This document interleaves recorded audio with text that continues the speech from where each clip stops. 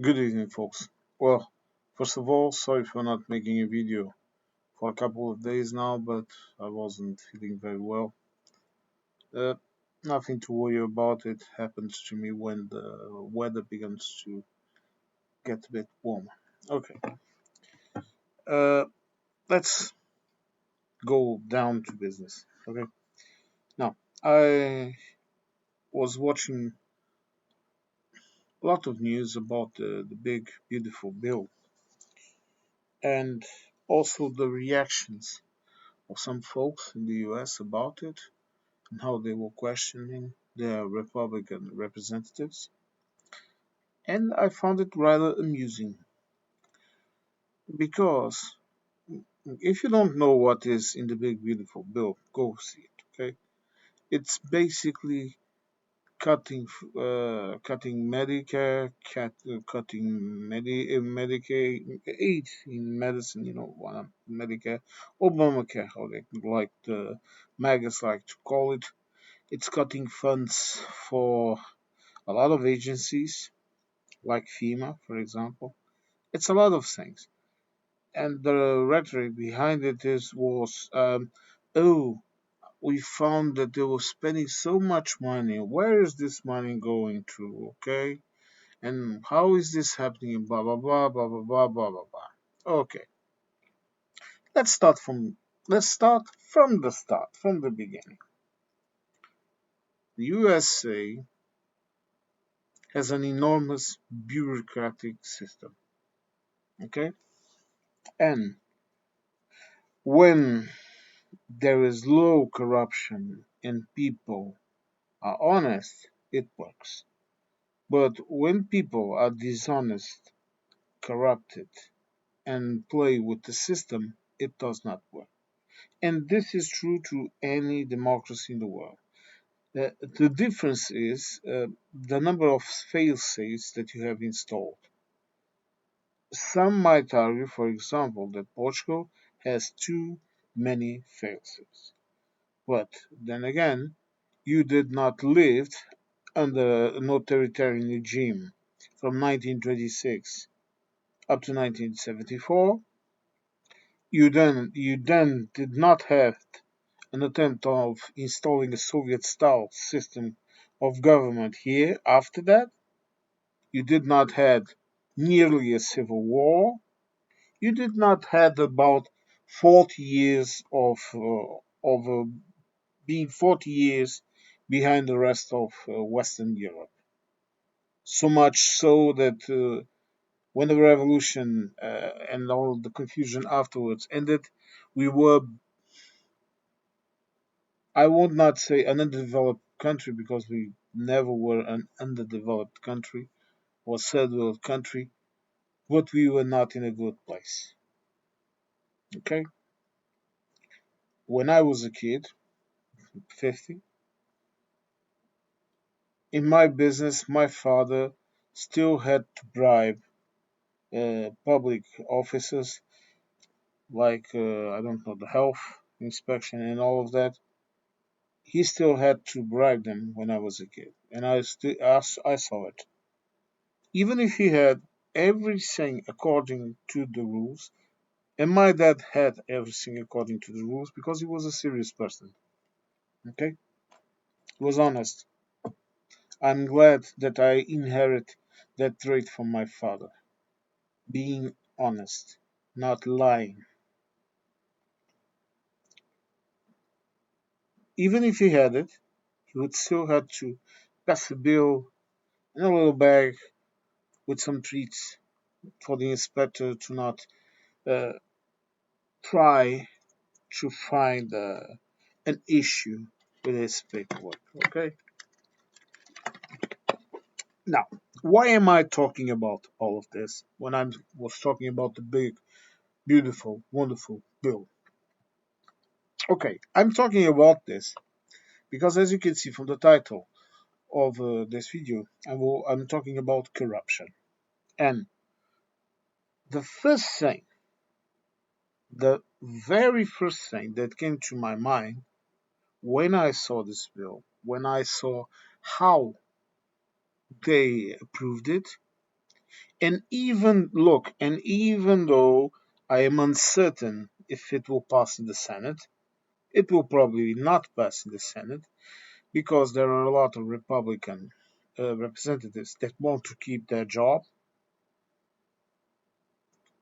But I don't know. If I were you Americans, I would not be so sure that it will pass. It will not pass. Okay. But when I saw, first of all, the way it was approved, kind of rushing things, kind of dropping a couple of lies in it, lies that are not lies. Let's be let's be serious about it. It's half truth, okay? Because you in the type of justice system the USA has, you do not have a concept that is that half word, that omission. If you go to a continental European style justice system, or so-called continental law, and the American and in the UK, it's called so-called Anglo-Saxon rule of law. There is a fundamental difference in the way we perceive truth and legality. In continental Europe, it's the law of the book. When you make a contract, when you issue a law, it's the letter of the law, meaning each and every part of that law matters. So if I'm saying out in the open, we're not going to cut Medicare, and then in the law it is implicit that, or clear, that Medicare is effectively cut, and I don't cut by 1%, by 2%, by 50 million, whatever. If it's there, then you are committing a crime. You are omitting a situation. Secondly, laws are issued, except with the exception of budget laws, laws are issued either under a determined theme, for example, road safety. Okay, it might have many little articles, but the law is just talking about road safety. You cannot put anything else there. So you would not be able to do what they are doing in this law in the USA, getting other bills to kind of hanging on a bill. And then you try to issue a law that will attract maximum votes, something popular, and then you leech on that popular law all the other crap you want to send in to get approved. So for your sakes, I hope this dies in the Senate. But like I said, I'm unsure. Now, this tells you a lot of things. It tells you the story of corruption. Okay, because you have to understand this. In the type of democracies you have in Europe, lobbies do and can exist. Okay, you can lobby for a determined position. As long as it is legal, you can lobby for it. For example, you can say, I'm supporting the farmers, or I am supporting a minority, I'm supporting this, or I'm supporting that. That is perfectly acceptable because when a person goes to vote for you, he knows exactly what is your position. And if he doesn't agree with you, he doesn't vote in you. Okay? He votes in another party. Now, the question here resides is in the financial support, because we have discovered, like I told you, the story about our dictatorship that was founded by the militaries and people with money that paid them off. I know a lot of people will try to discuss this with me and say it was a movement by this, by that, but when you go down to the cern of the question, the heart of the question, the heart of the problem, if you want to call it like that, it was money, corruption, and privilege. And this is exactly what is happening in the USA: money, corruption, and privilege. And I don't care if you are white, if you are Christian, if you are Jewish, if you are black, even though I know that brown people in the USA have a different position in terms in society of white people. That is why white privilege exists. Okay? And if you say it doesn't exist, you are an MS. You will probably never stop by a cop in the USA. Okay, and if you think just because I'm over here in Europe, I don't know about it, or I just know about it from a cop series, then you are very naive.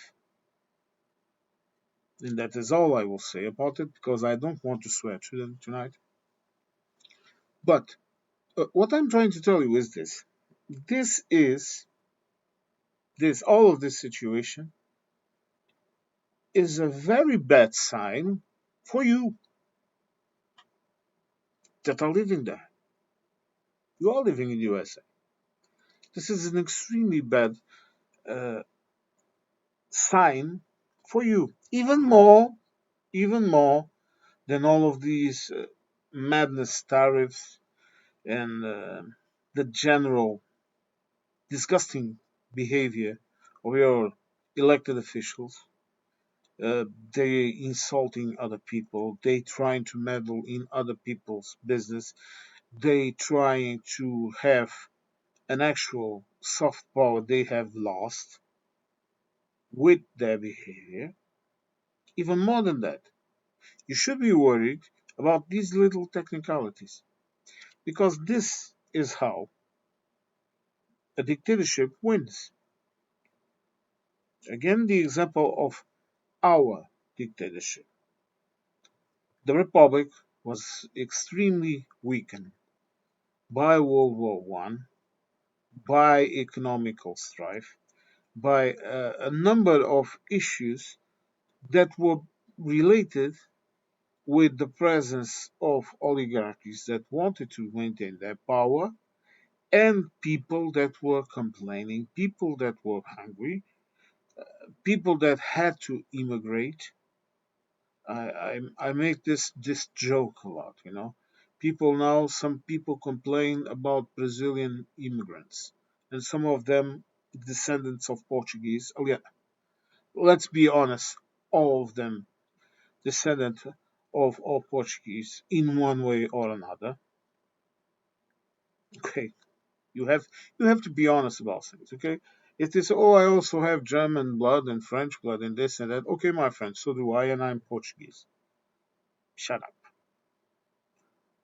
The basic culture is the same shit. Put in some Indians, the Native Americans from South America, put in some black people, and there you go. And shut up about that.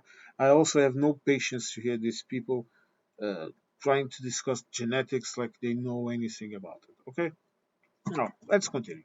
But if they are trying to do this way, this tells me that they are making a lot of noise and then they are pushing what they want to push slowly in the background, slowly undermining things.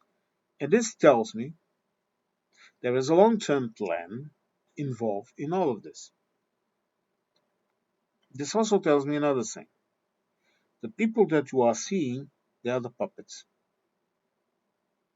And this does not remove 1 centimeter, one little dot of their accountability on this. It does not remove it. Because if you do it or you support it, then you are the same. But this tells me there are far more dangerous people or movements behind this. This is my logical deduction. Attention, okay? Fact checked everything that I said. Think for yourselves, please, and think this is just my opinion. You understand? I don't want you to look at this guy thinking perhaps he looks kind of smart and he knows what he's talking about. No. Look at the person that is talking with you. Just like if we were sitting in a cafe, you know, having a coffee, having a chat. Because this is how I want you to see these videos. I want you to see me as someone across the table with you, talking with you, and we are talking and I'm telling you what I think about some things. And remember, this is not monetized, okay? This channel specifically, I will probably never monetize it unless something extreme happens. I get 20,000 subscribers or whatever. Only if something like that happens, I will consider to monetize this. So I'm not talking with you with any agenda. And when I talk, my opinions are quite clear. And what I'm trying to tell you is this: when a law is rushed through the floor and they attach all of that crap, they are trying to see if it passes, or at least some of that crap passes.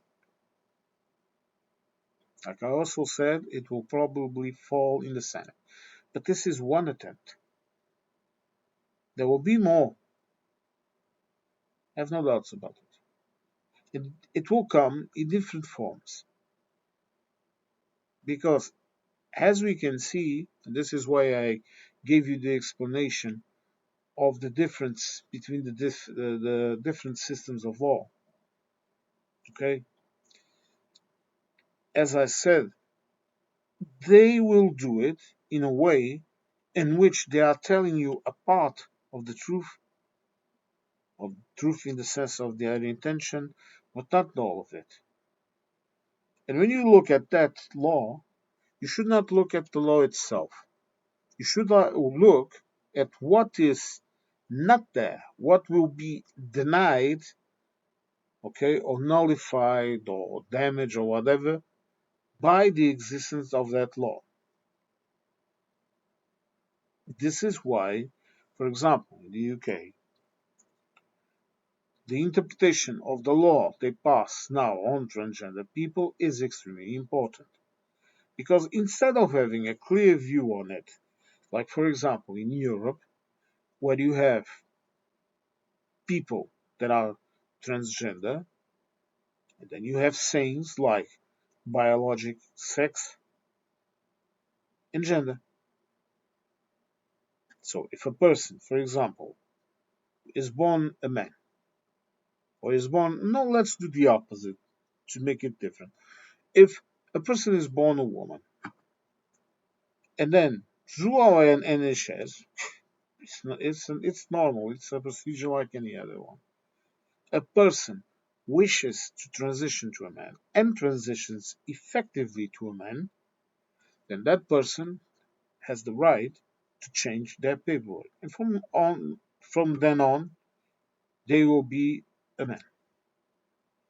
Or because this seems to have been so, I don't know why, odd.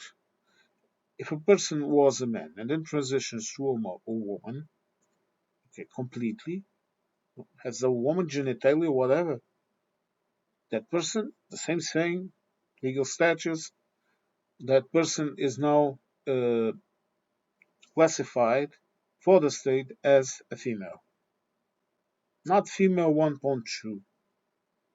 The entire story of the citizen will be accessible to the state because only the state and that person needs to know that story. No one else does. Only if that person goes into a medical procedure or whatever, in that case, the medic also has to know. Hmm? But the rest of the world, they do not have any right of talking about it. But in the UK, the law that they passed defining what a biological woman is and a biological man is, it's extremely dangerous. And I hope they interpret it correctly. Because here, we have no issues about bathrooms, about all of that crap. I'm not saying that it doesn't exist. Of course it exists. Okay, we're living in society, and it's not a bloody utopia, so there are issues. But the main focus here is, for example, we are trying to have only unisex bathrooms.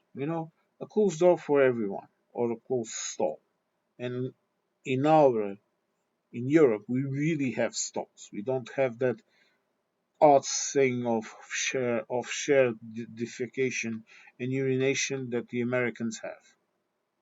That those stalls with the incredible spaces among them. Okay, now, but when it comes to a question like, for example, sports, it's not the state that's going to say that that person, for example, a transgender woman, has an unfair uh, advantage because of the muscle mass and other hormonal related issues. It's not the state that is going to say that. It's medical stuff. Do you understand the difference? This is a difference between interpreting something from a religious, from a zealot, from an emotion point of view, and doing it in a scientific way. And for me, scientific way is the only way of truly making a fair decision. I don't have to respect everyone and everyone's wishes to have this or that pronouns. If I know a person, I meet a person, and the person is not a biological woman, but is dressing like a woman, whatever, is identifying as a woman, and the person asks me and tells me, look, can you call me she, please? The only thing I have to say, being respectful, is sure, why not? You prefer to be called a woman, okay? Is that it? All right, no problem. And from that moment on, it's all a matter of respect. Does this mean I am accepting that situation? Does this mean that I like that situation? The assumption of me having that opinion is useless because it has nothing to do with me. And you're saying, oh, but if you are interacting with that person, then it's a matter for you. Would you let your children be around them and whatever? It's the same thing with everyone else in the world. Everyone else can be an enemy. Everyone else can be a pervert, a rapist, whatever. Everyone else in this bloody world. Everyone. All colors of the rainbow, of all religions, it's all the same shit. The issue here is that, and this is why I started with the big, beautiful law, is that when you start to use emotions in politics instead of using common sense, you are traveling a very, a very treacherous road. And the Americans are traveling this road like nothing is happening. Sip of water.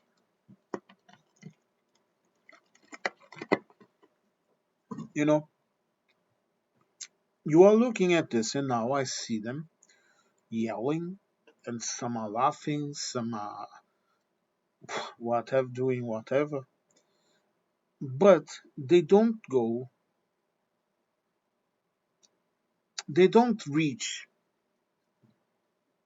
How am I going to explain this concept in English? Let me try. There is an expression in Portuguese that não consegues chegar lá. You cannot reach there. What does this mean? This means that you see something, you understand something, you know exactly what it is, but you cannot discern the true nature of that action or object or whatever. So you não chegas lá, you do not get there. You don't reach to that state where you can understand this. This is what I am seeing in the US. I'm seeing people, seeing even very smart people, some of them, seeing the little bits, but they don't go to the center of the question that is the, the fact that this law is being trying to push it around, push it or up, I mean, the fact that this is happening is a symptom of a disease that is in an advanced state. What can you do? I don't know. To be honest, I don't know. Keep the light on it, keep pressuring it, keep undermining it, keep suing, keep doing everything, even if you think it won't go for nothing, keep doing it. Because, first of all, like I told you, I am not a supporter of violence, of rioting, of all of that, because, in my opinion, it does not work. Unless you are someone in a country under foreign occupation or whatever, where you can rally the masses to expel an external enemy, quotations, riot, anything more than civil disobedience in modern democracies will always backfire to the people that are perpetrating it. Okay, it doesn't work. But I just thought this video. Sorry, I was going to make a stream. This video is important because I think people need to start seeing this in another perspective. You have to stop with the emotional thinking. Now I see people now they are laughing about the guys that are that are having problems with hurricanes and whatever. And where is their help? Wow, you voted for him, and then the other ones ask, "Oh, you have no pity on us. I regret my vote and whatever." Both parties are wrong.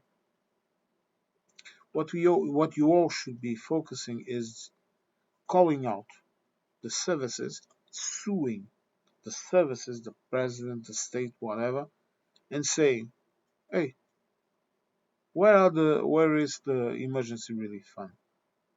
"Oh, I'm not going to give it to you because you didn't vote for me." What the fuck are you talking about? Well, there goes the swearing jar. What the fuck are you talking about, you dumb idiot? You're the president and it's your duty. Do your job. Do your fucking job, you moron. This is how you have to react. You don't have to react by calling like I did right now, calling names to people. You need to call people to do their job with whatever means you need. And don't use violence because violence will only give you them an excuse to say, look, they are being violent. They are being violent. Crush them down, crush them down. No, you deny him. But what I'm seeing also in the USA is that the press is getting more and more biased, more and more sold out. I don't know. I honestly don't know what this will bring. But whatever it brings, what can I say? Well, since it's evening here, have a good night. Sleep tight.